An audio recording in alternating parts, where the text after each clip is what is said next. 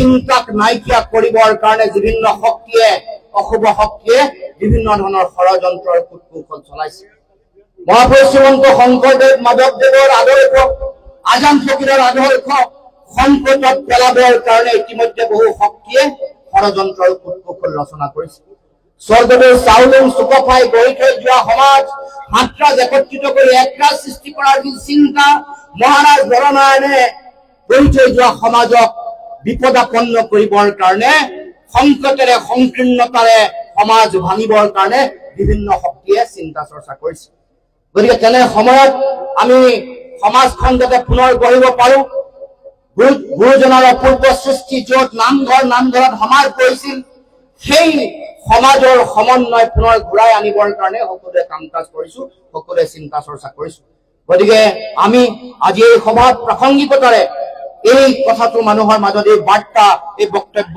আপোনালোকৰ আগত সকলোৰে আগত আমি ৰাখিছো আৰু আশা ৰাখিছো আহি থাকিব লগা দিনত আমি সকলোৱে সেই চিন্তাৰে আগবাঢ়িম ইতিমধ্যে ভূপেন বৰা ডাঙৰীয়াই কৈছে যে মোক ইয়ালৈ আমন্ত্ৰণ জনাই একতাৰ যিটো বাৰ্তা এই বাৰ্তা শক্তিশালী আৰু সুদৃঢ় কৰিবৰ কাৰণে তেওঁ চিন্তা চৰ্চা কৰিছে ময়ো আপোনালোকৰ আগত আমাৰ সাংবাদিক বন্ধুসকলো আছে ময়ো ক'ব খুজিছো যে আমি যদি যেতিয়াই সমাজত যেতিয়াই অন্যায় হয় যেতিয়া অসূয়া অপ্ৰীতি আহে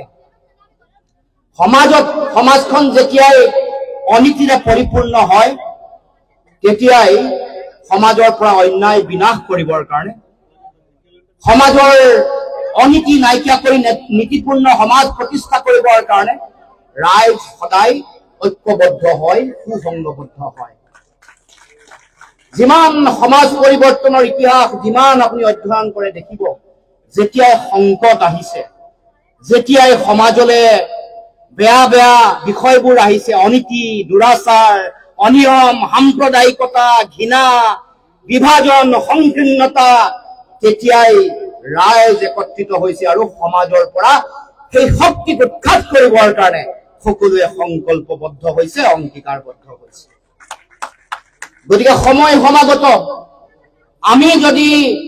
যদি ভাল দিন সুদিন বিচাৰো অসমীয়া জাতীয় জীৱনৰ সুদিন যদি লাগে আপোনাক আৰু মোক অসমৰ মানুহক যদি স্বাভিমান লাগে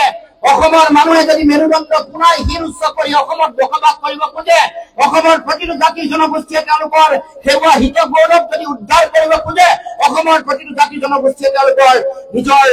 স্বাধিকাৰ যদি প্ৰতিষ্ঠা কৰিব খোজে সকলোৱে যদি তেওঁলোকৰ সমমৰ্যাদা সম উন্নয়নৰ দিশত অগ্ৰসৰ হ'ব খোজে তেতিয়াহ'লে অসমৰ মাটিৰ পৰা যি শক্তিয়ে আমাক সংকটৰ মাজলৈ ঠেলি দিছে সেই শক্তিক উৎখাত কৰিবৰ কাৰণে আমাৰ হাতত এটাই শস্ত্ৰ আছে এটাই বেদমন্ত্ৰ আছে সেইটো হ'ল একতাৰ মন্ত্ৰ ঐক্যবদ্ধতাৰ মন্ত্ৰ 17বাৰ বিদেশীৰ আক্ৰমণ অসমলৈ হৈছিল তেতিয়া কোনো আহোম আহোমে যুঁজ কৰা নাছিল এই যুঁজ যদি কৰিছিল অসমীয়াই কৰিছিল অসমৰ প্ৰতিটো জাতি জনগোষ্ঠী ভাষা ভাষী ধৰ্মাৱলম্বী লোকে একতাৰে যুঁজি 17বাৰ যেতিয়া আক্ৰমণ হৈছে শত্ৰুক ফৰাই পঠিয়াই ঐতিহাসিক শৰাইঘাটৰ ৰণ কৰিছে ইয়াৰ শক্তি একতাৰ শক্তি গতিকে ৰাইজ সংকট আহিলে বেয়া দিন আহিলে একলগ হ'বই লাগিব আদৰ্শ বেলেগ হ'ব পাৰে জাতি জনগোষ্ঠী বেলেগ হ'ব পাৰে কিন্তু একতাৰ সেই চিন্তা আমি কেতিয়াও পৰিহাৰ কৰিব নোৱাৰো একতাক বাদ দি কেতিয়াও কোনো কাৰণতে আমি প্ৰয়োজনীয় আমাৰ জাতিটোৰ কাৰণে প্ৰয়োজনীয় যিটো চিন্তা যিটো কাম এইটো কেতিয়াও আমি কৰিব নোৱাৰো স্বৰ্গদেউ চাওলুং চুকাফাই সমাজ যেতিয়া গৈছে 7 ৰাজ একত্ৰিত কৰি এক ৰাজ কৰিছে সকলোকে সামৰি এখন সমাজ 7 ৰাজ মাৰি কৰা নাই মাৰি কৰিলে ৰক্তপাত ইমান হলে যুদ্ধ কৰিলে এই সাম্ৰাজ্য বিস্তাৰ কৰিবলৈ যাওঁতে যদি ৰক্তপাত হলে বহু মানুহ সেইকাৰণে অসমৰ মানুহ কেতিয়া মৰিছে যেতিয়া মানৰ আক্ৰমণ হৈছে অসমৰ মানুহ মৰিছে যেতিয়া আলাবৈ ৰণ হৈছে 10,000 মানুহ মৰিছে কিন্তু অসমত যেতিয়া ৰাজ গোটেই সকলোকে মিলাই এক জাতি যেতিয়া বনাইছে তেতিয়া ৰক্তপাত হোৱা নাই সমাজ গঢ়িবৰ কাৰণে বিবাহ কৰিছে কাৰোবাক মৰমেৰে কাৰোবাক বুজাইছে যি বুজা নাই তেওঁলোকৰ লগত অকমান যুদ্ধ হলেও তাৰ পিছত সন্ধি হৈ সাম্ৰাজ্য বিস্তাৰ হৈছে তাৰ মানে পুনৰ 7 ৰাজ একত্ৰিত কৰি এক ৰাজ কৰা মানে একতা এই যে গুৰুজনা যেতিয়া মহাপুৰুষ শ্ৰীমন্ত শংকৰদেৱে যেতিয়া সমাজ গঢ়িছিল তেতিয়া পাহাৰৰ পৰা নগাৰ নৰোত্তমক শৰণ দিছে, মুছলমানসকলৰ চান খাই শৰণ দিছে, অনুসূচিত জাতিসকলৰ পৰা পৰমানন্দ শৰণ দিছে। তাৰ মানে সমতাৰ মৰ্মবাণী, একতাৰ মৰ্মবাণীৰে সমাজ গঢ়িছে। তাৰমানে সমাজ তেতিয়াহে গঢ়িব পাৰিব যেতিয়া সমাজৰ পৰা সেই যিবোৰ আখৰিক যিবোৰ শক্তি আছে, যিবোৰে আপোনাক মোক সংকটত পেলাইছে, জাতিক সংকটত পেলাইছে, আমাৰ ভাষা কৃষ্টি সংস্কৃতিক সংকটত পেলাইছে, সেইবোৰক যদি উৎখাত কৰিব লাগে তেতিয়াহ'লে পুনৰ সমাজ গঢ়িবৰ কাৰণে এক হ'ব লাগিব, একত্ৰিত হ'ব লাগিব। আৰু যেতিয়া আমাৰ ভাষা আৰু মাধ্যম যেতিয়া কাঢ়ি লৈ যোৱা হৈছে, অসমীয়া ভাষা আৰু মাধ্যম, তেতিয়াওতো আমি সকলো একত্ৰিত আছিলো। গতিকে আজি একতাৰ সময়, একত্ৰিত হোৱাৰ সময়। আমি যদি সমাজৰ পৰা, অসমৰ সমাজ জীৱনৰ পৰা শত্ৰুক যদি নিধন কৰিব লাগে, শত্ৰুক যদি উৎখাত কৰিব লাগে, আমি যদি দেশৰ সংবিধান যদি প্ৰতিষ্ঠা কৰিব লাগে, আমি যদি সমন্বয় প্ৰতিষ্ঠা কৰিব লাগে, সাতম পুৰুষীয়া ঐক্য, সমন্বয়, সম্প্ৰীতিৰ বৰ ভেটি শক্তিশালী আৰু সুদৃঢ় যদি কৰিব লাগে, তেতিয়াহ'লে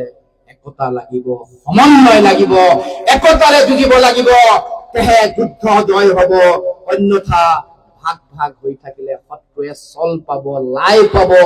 আৰু যুদ্ধ জয় কেৱল মাত্ৰ দিবা স্বপ্ন হৈ থাকিব। সেই কথা সকলোৱে উপলব্ধি কৰা দৰকাৰ। যিসকলে উপলব্ধি কৰা নাই, যিসকলে উপলব্ধি কৰিও নুবুজাকে আছে, ভাও ধৰি আছে, তেওঁলোকক সজাগ হ'বৰ কাৰণে, তেওঁলোকক সাৰ পাবৰ কাৰণে আহ্বান জনাইছো। শত্ৰু যদি সন্মুখত আছে, অৰ্জুনে ঘূৰি থকা মাছটোৰ চকুলৈ যেনেকৈ লক্ষ্য কৰি তীৰ নিক্ষেপ কৰিছিল, তেনেকৈ শত্ৰুক লক্ষ্য কৰি সকলোৱে যুদ্ধত অৱতীৰ্ণ হ'ব লাগিব। একতাৰে যুদ্ধত অৱতীৰ্ণ হ'ব লাগিব। একতাৰে যুদ্ধত অৱতীৰ্ণ হৈ শত্ৰু নিবাৰণ কৰিবৰ কাৰণে সকলোৱে আগবাঢ়ি আহক। আৰু মই সকলোৰে এই একতাৰ, সকলোৰে সমন্বয়ৰ, সকলোৰে মিত্ৰতাৰ মৰ্মবাণী মই আগবঢ়াই লৈ যাবৰ কাৰণে মই দায়িত্ব গ্ৰহণ কৰিছো আৰু ক'ব খুজিছো যে তাৰ কাৰণে প্ৰয়োজনীয় সকলোৱে ত্যাগ, এৰা ধৰা, সকলো মনোভাৱেৰে সকলো আগবাঢ়িব লাগিব। আমি আমাৰ নিজৰ গুৰুজনাই যেনেকে কয় যে আমি সেৱক মানে আমাৰ অহংকাৰ শেষ। গতিকে অহংকাৰহীন নিৰহংকাৰী মানুহ আমি জনতাৰ সেৱক, আমি দেশমাতৃৰ সেৱক। দেশমাতৃ আৰু জনতাৰ সেৱা যদি কৰিবলৈ মোৰ মন, তেতিয়াহ'লে অহংকাৰ বেগত সামৰি সুতৰি থৈ আহক আমি সকলোৱে সমন্বয়েৰে, একতাৰে দেশমাতৃৰ সেৱা কৰিবলৈ সকলো আগবাঢ়ি আহক। আৰু অসমৰ মাটিৰ পৰা এই শক্তিসমূহ উৎখাত কৰিবৰ কাৰণে আমি সকলোৱে চিন্তা চৰ্চা কৰো। আৰু সেইকাৰণে এই পবিত্ৰ বগীৰাম বৰাৰ স্মৃতি ভৱন আধাৰিলা স্থাপন কৰা এই অনুষ্ঠানৰ পৰাই ক'ব খোজো যে আজি মই সেই আধাৰ, যিটো এই শত্ৰু নিধনৰ যিটো আধাৰ, সমন্বয়ৰ যিটো চিন্তাৰ যিটো আধাৰ, ইয়াৰ পৰাই আজিৰ পৰা আৰম্ভ হ'ব লাগে আৰু অসমলৈ এই বাৰ্তা যাব লাগে। গতিকে সকলোকে মই শুভেচ্ছা জনাই, সকলোকে সংগ্ৰামী অভিনন্দন জনাইছো। কাৰণ এখন ডাঙৰ যুঁজৰ কাৰণে সকলো সাজু হোৱাৰ সময় আহি পৰিছে। গতিকে সংগ্ৰামী অভিনন্দন জনাই আমি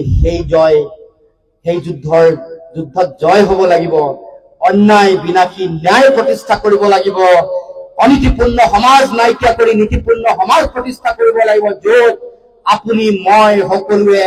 স্বাভিমানেৰে জীয়াই থাকিব পাৰো, সকলোৱে স্বাভিমানেৰে জয় অসম বুলি ক'ব পাৰো, স্বাভিমানেৰে পৃথিৱীৰ মানুহৰ আগত অসমীয়া মানুহৰ আত্মপ্ৰতিষ্ঠাৰ সংগ্ৰামখন শক্তিশালী ৰূপত আগবঢ়াই লৈ যাব পাৰো।